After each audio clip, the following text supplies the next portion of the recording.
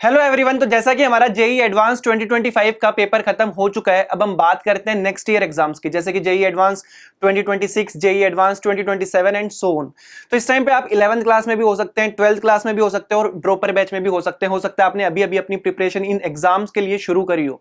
यार प्रिपरेशन तो हमने शुरू कर दी, लेकिन जो सबसे पहला और सबसे बड़ा डाउट होता है वो यही होता है कि सर मार्केट के अंदर हजारों बुक्स है, हजारों कोर्सेज है, हमें किस सोर्स या फिर किन बुक्स के ऊपर ट्रस्ट हमारा रखना चाहिए जहां से हमें मैक्सिमम नंबर ऑफ क्वेश्चंस हमारे एग्जामिनेशन हॉल में देखने को मिले।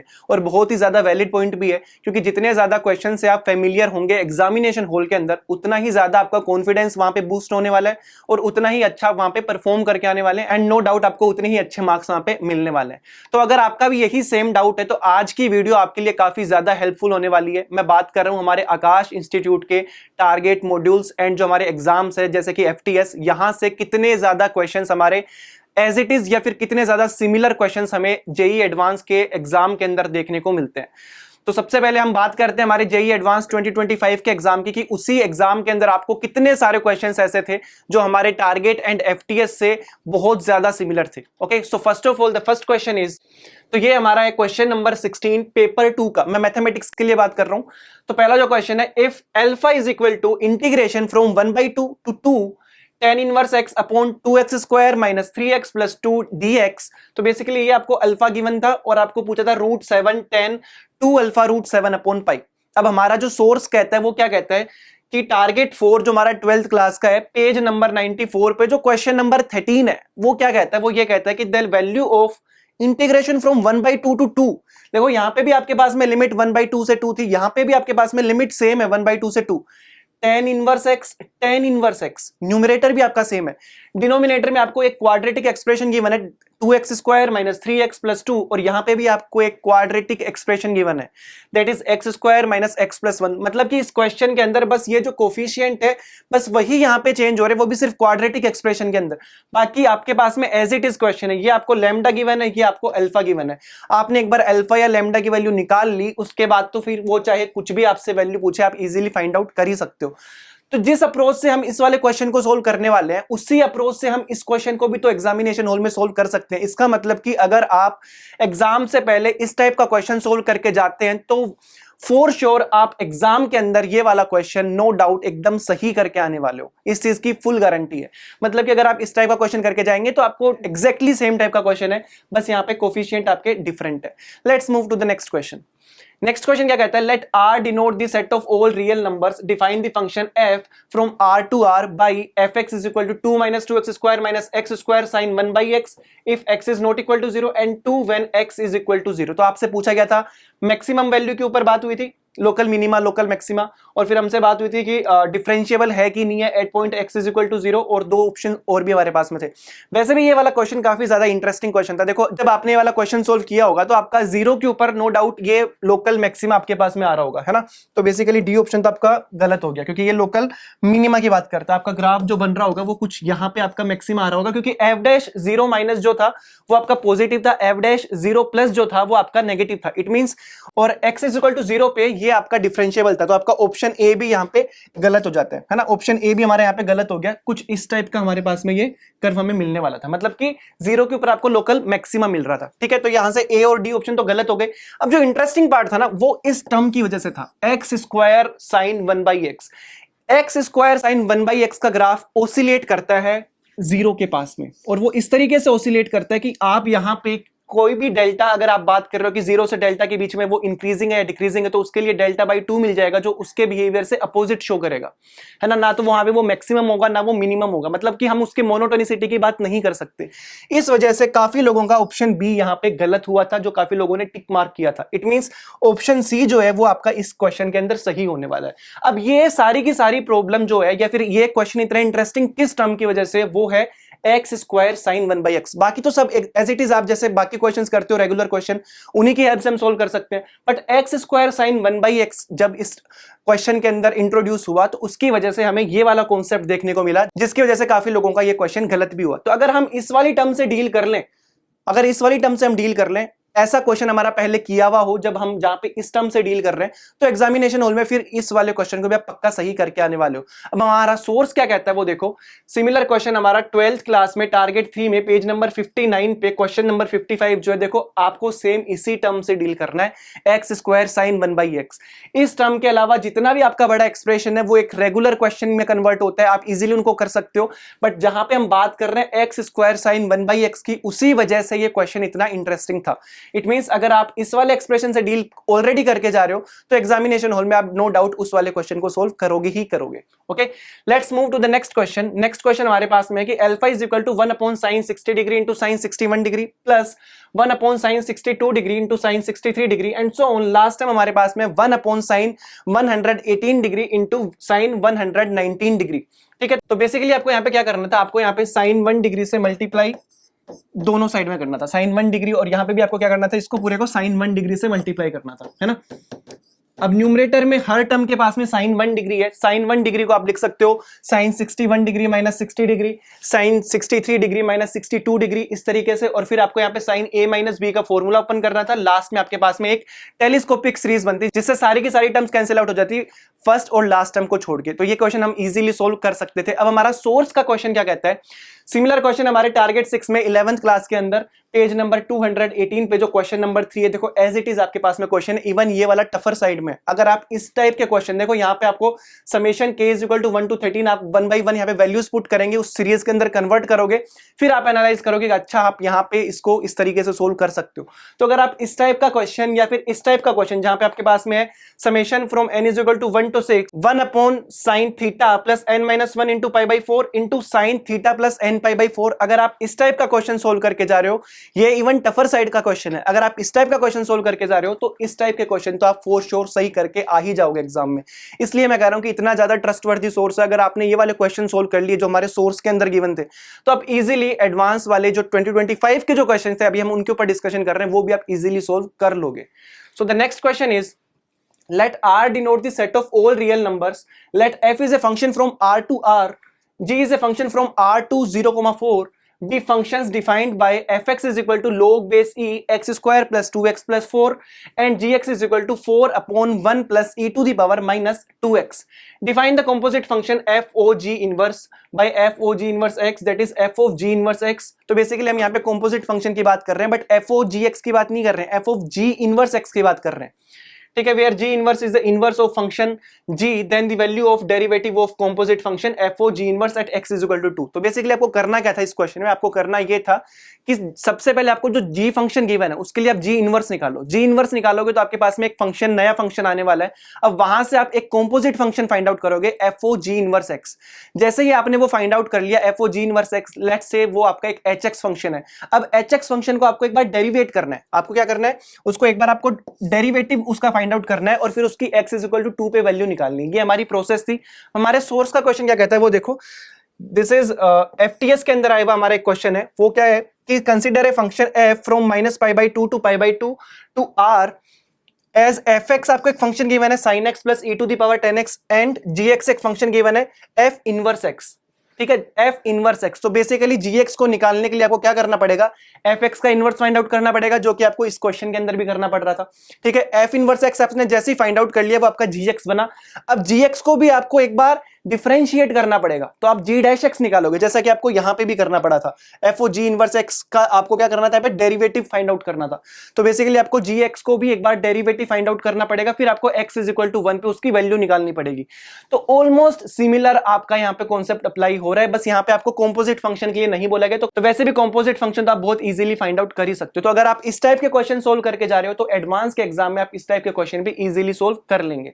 So the next question is, let R denote the set of all real numbers, let z1 is equal to 1 plus 2 iota, z2 is equal to 3 iota be two complex numbers where iota is equal to root minus 1। अब हमें find out क्या करना था कि आपको given ये था कि modulus of x plus iota y minus z1 is equal to twice of modulus of x plus iota y minus z2। तो आपको बताना था कि इनमें से कौन सा स्टेटमेंट सही है। तो बेसिकली आप यहाँ पे क्या करते कि z1 की जगह पे आपको पुट करना था 1 प्लस 2 आयोटा, z2 की जगह पे आपको पुट करना था 3 आयोटा, और फिर आपको इसको सोल्व करना था जहां से आपको एक सर्किल की इक्वेशन मिलने वाली थी, और फिर आपको चारों ऑप्शन में से चेक करके बताना था कि कौन सा ऑप्शन उस सर्किल की इक्वेशन के लिए परफेक्ट है। अब हमारा जो सोर्स का क्वेश्चन क्वेश्चन है वो क्या कहता है, let z be a complex number such that modulus of z minus 2 iota upon z plus iota is equal to 2 where z cannot be equal to minus iota, then z lies on the circle of radius 2 and center। तो यहाँ पे आपको centre find out करना था, same काम आपको यहाँ पे करना था। यहाँ पे आपको z की जगह पे x plus iota y put करना, और जैसे आपने लास्ट स्लाइड पे जो क्वेश्चन है उसको सोल्व किया था सेम उसी तरीके से आपको इस क्वेश्चन को भी सोल्व करना है। अगर आप ये वाला क्वेश्चन सोल्व करके जा रहे हो तो इजीली ये वाला क्वेश्चन आप पेपर के अंदर सही करके आने वाले हैं। और भी क्वेश्चंस है हमारे पास में जहां पे आपको सेंटर और रेडियस की बात करें, देखो सेम टाइप का आपको एक्सप्रेशन गिवन है, z की जगह पे आपको x plus iota y put करना था। सेम आपके पास में थर्ड क्वेश्चन भी कुछ इसी तरीके से z is equal to x plus iota y है। Then the equation this is equal to represent a circle when m की वैल्यू आपको बेसिकली यहाँ पे बतानी थी। तो बेसिकली आपको z की जगह पे x plus iota y put करना है और सेम तरीके से आपको इसको भी सोल्व करना था। तो अगर आप इस टाइप के क्वेश्चन सोल्व करके जाते हो तो एग्जामिनेशन हॉल में फॉर श्योर ये वाला क्वेश्चन आप सही करके आने वाले हैं। So the next question is consider the following frequency distribution. आपको एक फ्रीक्वेंसी डिस्ट्रीब्यूशन गिवन था जहाँ पे वैल्यू 4, 5, 8, 9, 6, 12 एंड 11 थी, और जो हमारे पास में फ्रीक्वेंसी थी वो थी 5, F1, F2, 2, 1, 1 एंड 3। क्वेश्चन ये कहता है कि सम ऑफ फ्रीक्वेंसी इज 19। तो basically 5 plus F1 plus F2 plus 2 plus 1 plus 1 plus 3 is equal to 19। तो आपको F1 और F2 में एक रिलेशन वहां से मिल गया। सेकंड आपको इन्फॉर्मेशन गिवन थी कि जो मीडियन है इस फ्रीक्वेंसी डिस्ट्रीब्यूशन का वो 6 है। तो सेकंड जो आपको रिलेशन मिलेगा F1 F2 में वो यहां से मिल जाएगा। यहां से आपने F1 और F2 की वैल्यू कैलकुलेट कर ली, बहुत इजीली कैलकुलेट कर ली, मतलब कि F1 भी आपको पता चल गया और F2 भी आपको पता चल गया। अब इसके बाद में जो आपसे पूछा गया था वो हमसे पूछा गया है कि मीन डेविएशन के ऊपर बात की गई है about the mean, then mean deviation के ऊपर बात करी गई है अबाउट द मीडियन, एंड आपसे वेरिएंस के ऊपर यहाँ पे बात की गई है अल्फा बीटा और सिग्मा। अल्फा बीटा और सिग्मा के ऊपर ही हमसे क्वेश्चन के अंदर पूछा गया है। यहाँ पे आपसे अल्फा के ऊपर पूछा गया, यहाँ पे बीटा पे, यहाँ पे सिग्मा स्क्वायर के ऊपर, और F1 F2 जो हमने इनिशियली कैलकुलेट किए थे उसके ऊपर बात हुई है। अब हमारा सोर्स का क्वेश्चन क्या कहता है वो देखते हैं। ये हमारा FTS जो हमारा एग्जाम है उसके अंदर आया हुआ क्वेश्चन है। Consider the given data with frequency distribution. यहाँ पे F1 F2 अननोन नहीं है, बट F1 F2 निकालना कितना इजी था। तो अगर ये हमारे पास में क्वेश्चन है तो देखो median of the above data is, then mean deviation about median, mean deviation about median, then standard deviation जो हमारा सिग्मा होता है। ठीक है, अगर हमें सिग्मा पता है तो हम सिग्मा स्क्वायर पे भी इजीली जंप कर सकते हैं। देन कोफिशिएंट ऑफ वेरिएशन भी इसमें एक एक्स्ट्रा इन्फॉर्मेशन आपसे पूछी गई थी जो कि हमारा फॉर्मूला होता है, वहां से हम इसको कैलकुलेट कर सकते हैं। तो अगर आप इस टाइप का क्वेश्चन करके जा रहे हो तो एग्जामिनेशन हॉल में इस टाइप का क्वेश्चन भी आप फॉर श्योर सही करके आने वाले हो। इसके अंदर F1 F2 आपसे निकलवाया गया जो आपको एग्जाम में पूछा गया था, बट वो बहुत ही बेसिक इन्फॉर्मेशन के थ्रू आप इजिली कैलकुलेट कर सकते थे।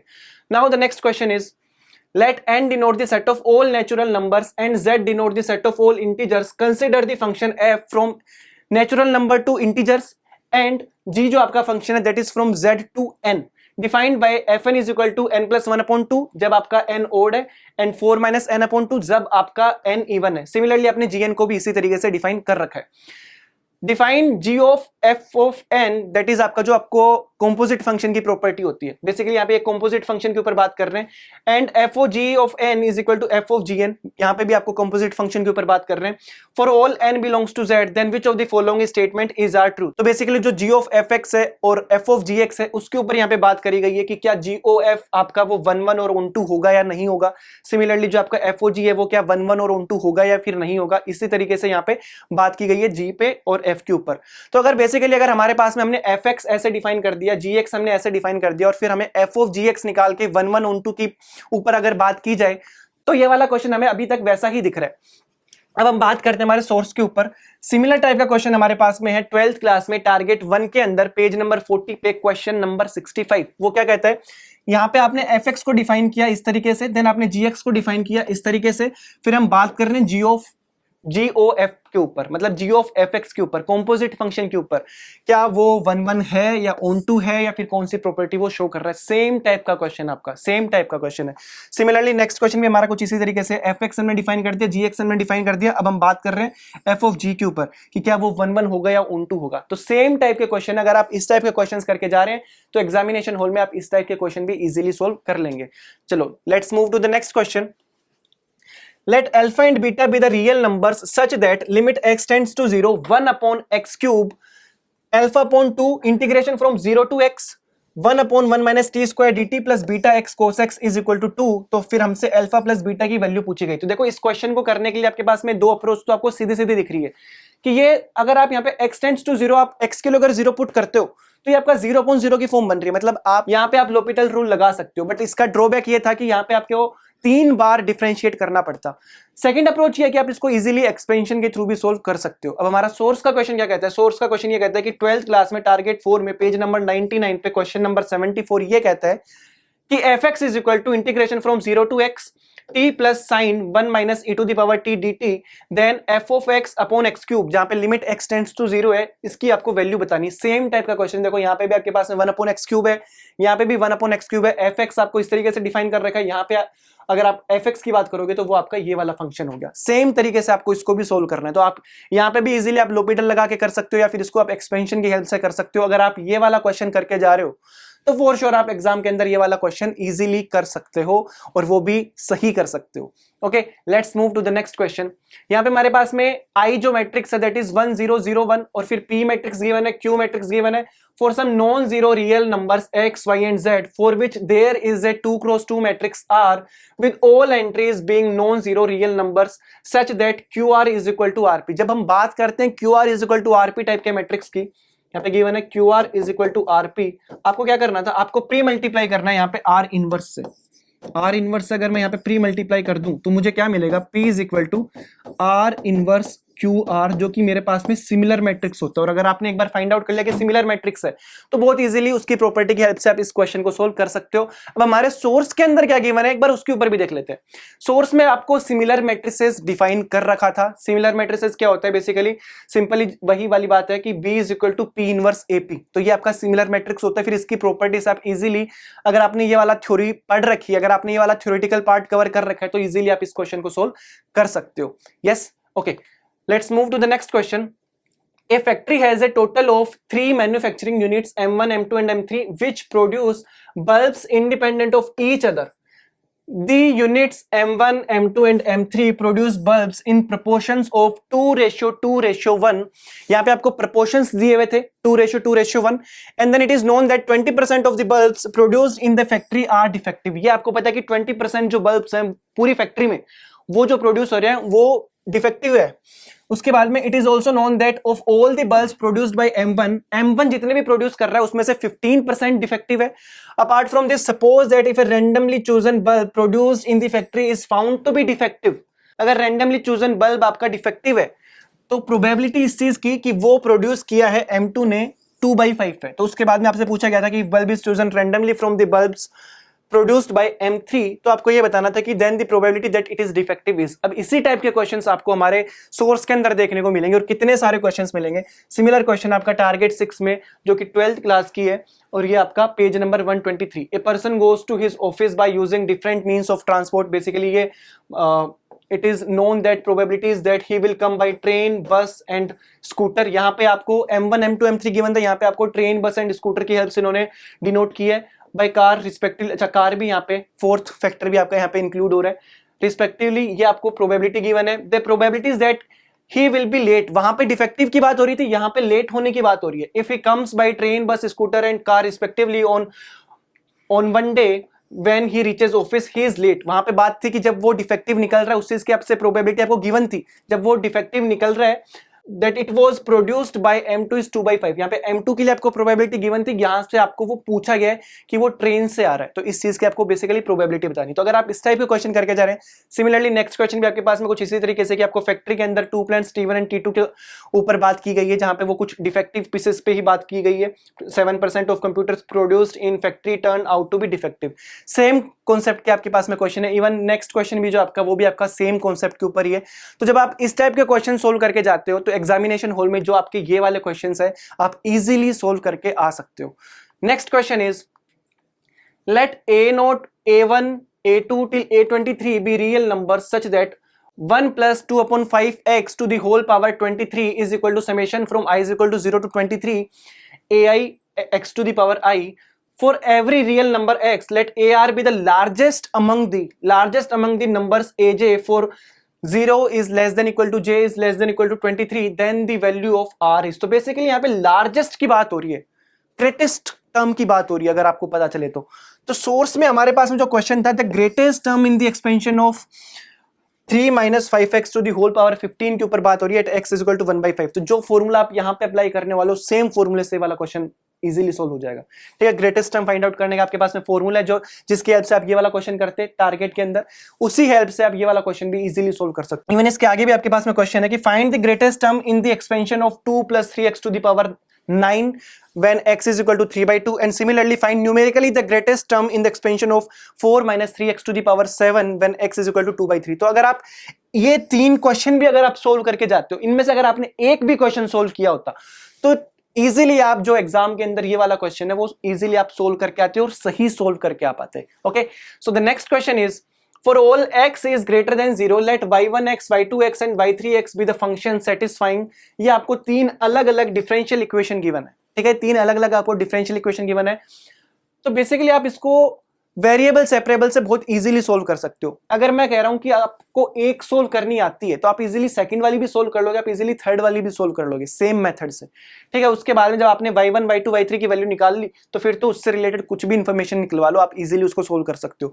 अब हमारे सोर्स के अंदर क्या गिवन है वो देखो, एफटीएस के एग्जाम के अंदर पूछा गया था the equation of the curve for which y0 is equal to 1 and whose differential equation is dy by dx plus 2xy is equal to y। तो बेसिकली अगर आप y को लेफ्ट हैंड साइड में लेके आते हो और y को कॉमन लेते हो, सो dy upon dx plus y को अगर आप यहां पे कॉमन ले रहे हो तो ब्रैकेट में 2x - 1 is equal to 0 if y is equal to fx।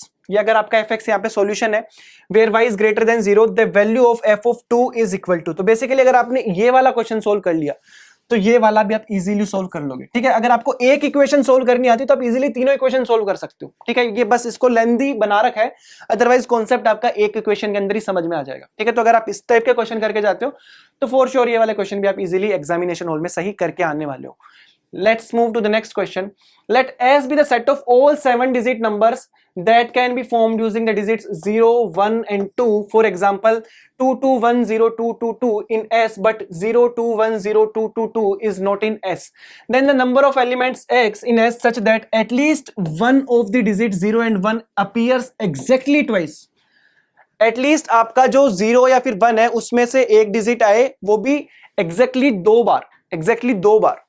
तो आपको ये नंबर ऑफ एलिमेंट्स ऐसे बताने थे एस के अंदर। अब हमारा जो सोर्स का क्वेश्चन है वो क्या कहता है, टारगेट 3 पे जो 11th क्लास का है पेज नंबर 154 पे क्वेश्चन नंबर 8 है, वो क्या कहता है कि the number of 5 digit numbers that can be made with the digits 1 2 3 each of which can be used at most thrice. At most thrice में तो आपको और केसेस बनाने पड़ेंगे, जबकि एटमोस्ट 3 है, एटमोस्ट थ्राइस की बात कर रहा है, मतलब कि वो 0 भी हो सकता है, वो 1 भी हो सकता है, वो 2 टाइम्स भी हो सकता है, वो 3 टाइम्स भी हो सकता है। जबकि क्वेश्चन में तो आपको यहाँ पे गिवन था कि एग्जैक्टली ट्वाइस, कि आपको ज्यादा सोचना ही नहीं है, एग्जैक्टली 2 बार आनी चाहिए, बस बात खत्म। यहाँ पे तो आपको इवन केस वर्क भी लेना पड़ेगा।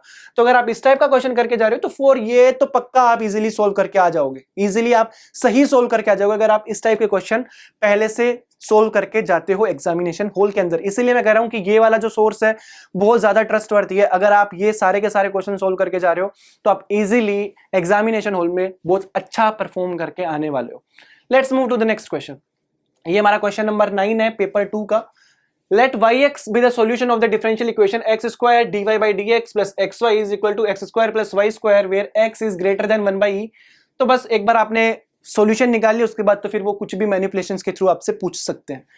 सेम टाइप का क्वेश्चन है, solve x square plus y square into d y by d x. आपका d y by d x है, d y by d x is equal to 2xy। आप इस वाले एक्सप्रेशन को देखो, आप इस वाले एक्सप्रेशन को देखो। अगर आप ये वाला क्वेश्चन सोल्व करके जाते हो तो फिर आप इजीली इस वाले क्वेश्चन का वो भी सोल्व करके आ जाओगे एग्जामिनेशन हॉल के अंदर। आप खुद देख लो, ऑलमोस्ट सिमिलर टाइप की ये आपकी इक्वेशन है, डिफरेंशियल इक्वेशन। तो अगर आप इस टाइप के इक्वेशन सोल्व कर सकते हो तो ये वाली डिफरेंशियल इक्वेशन भी आप इजीली सोल्व करके आ जाओगे। Okay, let's move to the next question.